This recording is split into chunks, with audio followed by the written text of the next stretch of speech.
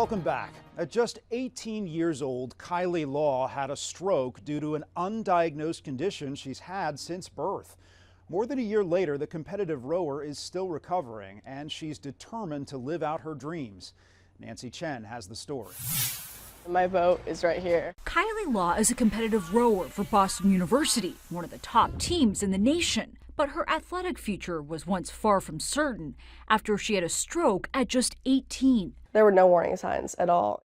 A year and a half ago, Law was in New Zealand for a rowing program when she says her hotel room seemed to spin. Everything went black. I couldn't really move my limbs and everything was very slow and sluggish, and my speech was very slurred.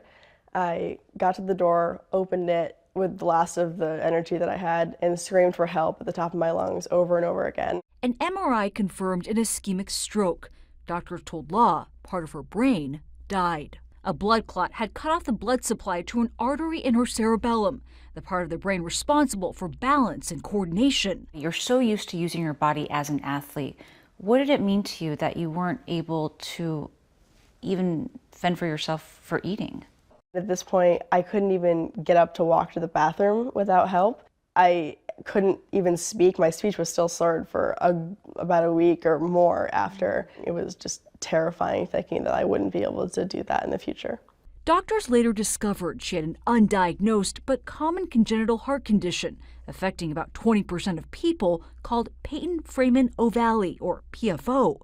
Most have no idea they have it, and it rarely causes complications. It's when a hole between the left and right upper heart chambers fails to close naturally after birth, which in Law's case enabled a stroke, as a blood clot flowed through the hole up to her brain.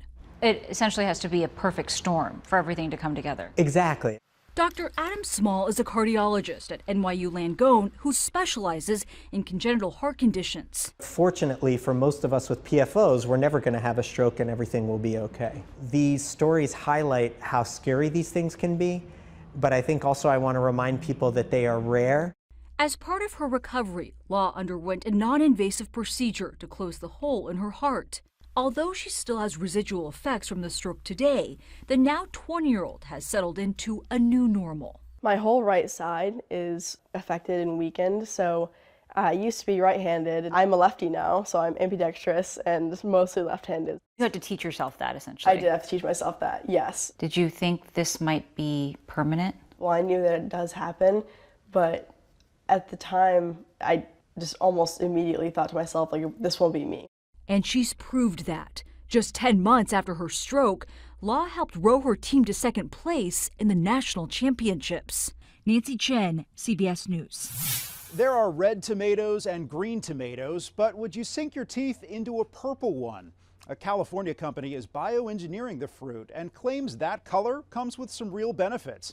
Ashley Sharp got a taste. It's not your everyday greenhouse. This is the lab where we're developing new varieties of tomatoes, we're producing seeds, and then we're trialing them. A quick walk through and it becomes clear it's actually a science lab. Through the natural ripening process, instead of turning red, they turn purple. Where tomatoes are bioengineered to grow a bit different. For thousands of years, people have been developing better fruits and vegetables.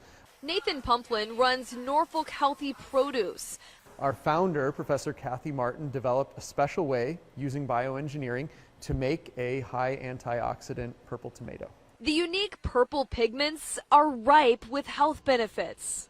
Anti-inflammatory activity, anti-cancer properties, they're good for heart health, lung health, and most of us simply don't eat enough of them. But why purple? That color comes from naturally inserting the genes of a snapdragon flower into the fruit. And so what's great is this is now part of the tomato genetics. We don't need to inject anything into the tomato. From the vine to the table. I love how these taste. Of course, we had to try it ourselves. So cheers. Cheers. That's really good. Saying bioengineering has the potential to drive food sustainability and decrease greenhouse gas emissions. The more people see this and see the benefits and become comfortable with it, the more we'll be able to get the benefits as a society. A treat to the taste buds and budding food science. Ashley Sharp, CBS News, Woodland, California.